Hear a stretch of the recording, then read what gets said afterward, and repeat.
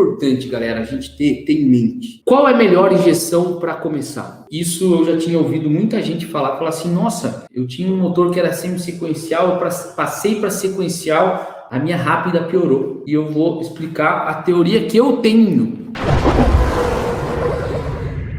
Importante, galera, a gente ter em mente. Qual é a melhor injeção para começar? Cara, a melhor injeção para começar é a injeção que você tem. Se você já tem uma FT300, por exemplo, cara, pega e manda bala, cara. Por quê? A prática, você vai ter os conhecimentos que você vai pegar usando uma FT300, cara, vai te ajudar demais, mesmo sendo uma injeção simples como a FT300.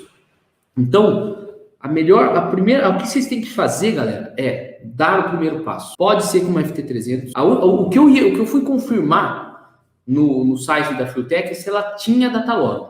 Cara, se tem datalog, já é algo assim, ó, que manda bala. Eu não recomendo a galera que vai começar com uma injeção sem datalog, tá? Porque aí, você fica muito... Cara, não dá pra você... Não é que não dá, eu já falei isso umas 5 lives aqui. Tudo dá. Mas, pelo menos tem que ter um datalog, tá? Então, quem já tem uma injeção mais simples e ainda não colocou a mão na massa, cara, vocês não precisam vender, comprar uma outra injeção para começar. Cara, pega e põe a mão na massa. Porque que nem dirigir carro. Eu aprendi a dirigir num Fusca 1300, certo? Não precisa de mais do que um Fusca 1300 para aprender a dirigir. É tudo igual. É tudo igual. Beleza? Lógico. Tem diferenças? Tem diferenças. Mas a base, que é importante aprender a base primeiro. Beleza? E ter em mente que é acerto de motor que a gente tem que aprender. É acerto de motor. Porque isso é igual para todas as injeções. Beleza? Próximo, Bolívar. Dúvida que ainda tenho sobre calibrar partes, calibrar sem NOx sensor. Sei que calibrar com ele é sempre melhor, não duvido do que você falou. Mas o que fazer quando não tiver? Como sei que é um mapa seguro? Bolívar, às vezes, na prática, a gente não tem NOx sensor mesmo. O que a gente pode fazer nesse caso? É importante você começar da maneira mais segura possível. Então, você começa o acerto mais rico que o normal e vem subindo o avanço aos poucos e olhando no dinamômetro ou fazendo um teste na rua para ver se está melhorando ou não, certo? Porém, dependendo da condição e do motor que você tiver, você pode começar a ter detonação, certo? Então, uma das grandes sacadas é você ter noção das regiões aonde é mais propenso ter detonação. E aí você começa a mapear o seu carro nas regiões que você não deve ter detonação, certo? É a maneira correta de se fazer o avanço. Galera, calibração de avanço, principalmente sem knock control, é um negócio que muitas das vezes a gente acaba fazendo porque, não existe o mundo ideal, né? Se a gente for esperar pelo perfeito, não existe. Eu só vou fazer um acerto se eu tiver com knock control, se eu tiver com um lâmpada individual por cilindro, se eu tiver uma injeção importada, quando eu tiver um dinamômetro perfeito, com sala climatizada. Se a gente for esperar isso, a gente nunca põe a mão na massa. Não põe a mão na massa, não aprende. Então, é um negócio que não é o ideal, mas muitas das vezes a gente tem que fazer. André Ferreira, na injeção sequencial, a injeção rápida ficará difícil pelo motivo de ter um pulso por ciclo e assim dificultando a estabilidade da poça? Muito boa pergunta, André. Muito boa pergunta. Olha só. Então, imagina o seguinte, tá? Que isso aqui, a gente vai falar de injeção rápida com injeção sequencial. O que acontece? Isso eu já tinha ouvido muita gente falar assim, nossa, eu tinha um motor que era semi-sequencial, eu passei para sequencial, cara, a minha rápida piorou. E eu vou explicar a teoria que eu tenho sobre isso, tá?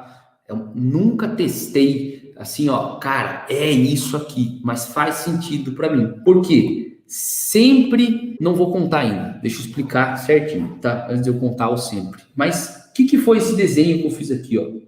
Esse desenho que eu fiz aqui é o seguinte: o que acontece? Um ciclo do motor, um motor 4 tempos, um ciclo motor tem 2 voltas do virabrequim, beleza? O que é ciclo motor, Roberto? Cara, os 4 tempos: admissão, compressão, expansão e exaustão, beleza? Então, você tem uma volta nesses dois, uma volta aqui de virabrequim e uma outra volta aqui, beleza? Então eu estou representando aqui, ó, volta 0, volta 1 e volta 2. Quando a gente tem uma injeção, vamos falar de um motor 4 cilindros, tá? No motor 4 cilindros, se a gente está trabalhando com ela semi-sequencial, a gente vai ter uma parte da injeção nessa primeira volta e a outra parte na segunda volta. Se a gente vai lá, deixa eu fazer o seguinte aqui, ó, para simplificar a parada. Se a gente tá sequencial, vou escrever aqui, ó, sequencial, e eu tenho um pulso aqui, por exemplo, de 4 milissegundos, tá? Então eu vou desenhar aqui, ó. Tô injetando combustível aqui, ó. Beleza? Sequencial. Nesse caso, tá vendo que eu desenhei em quatro quadradinhos aqui, ó. 1, 2, 3, 4. Se a gente tá semi, a gente vai ter metade aqui, ó. E a outra metade aqui, tá? Por que isso aqui seria melhor para rápida do que isso aqui? Não é que é melhor. Eu vou falar uma percepção minha, tá? Pelo que eu já vi. Coisas na vida, galera, para você virar e falar, cara, é isso. Você tem que ter testado 1 milhão de vezes, diversas maneiras, para você falar, cara, é assim que você faz. Nesse caso aqui, o que eu já vi muitas vezes? O cara falar assim pra mim, cara, passei para injeção sequencial e ficou pior. Oh, caramba. E daí eu ia ver, fazia um acerto e ficava melhor do que a semi-sequencial. Sabe qual era esse acerto que muitas das vezes acontecia? Fase. O que acontece? Vamos supor que a fase ideal fosse nesse ponto aqui, ó. Quando você vai para sequencial, se você não pesquisar a sua fase, você pode ficar muito errado na fase. Ó, a fase ideal seria você terminar a injeção aqui. Você está terminando toda a injeção aqui. Na semi, aqui continua errado, mas uma parte tá legal. Uma parte do combustível tá legal. Ah, Roberto, mas você fez um desenho foda, né? E se fosse aqui? Cara, se fosse aqui, essa parte aqui também está mais perto da posição ideal de injeção, tá? Então, quando você vai e você vê, putz, cara, passei de semi-sequencial para sequencial e piorou a resposta da rápida, tenta primeiro ir lá e mexer na fase. Às vezes melhora, tá? E muitas das vezes o problema tá ali. O que complica é que às vezes as pessoas falam, nossa, eu fiz sequencial e piorou a resposta, tá? Mas para você testar e falar que piorou a resposta, o teste tem que ser assim, pessoal. Você vai lá, faz o teste 1, você coloca o mapa, você faz o teste 1 semi-sequencial, testa rápida e já troca na sequência, já faz o teste 2 sequencial. Só muda isso. Não pode ser assim, não, mas eu tinha um motor, o mesmo mapa antes. Cara, é outra pegada. Você tem que testar assim, ó. Coloca semi, acelera. Passa para sequencial, acelera, testa. Volta para semi. Confere se semi estava melhor. Volta para sequencial, tá pior mesmo? Faz isso pelo menos umas 3 vezes.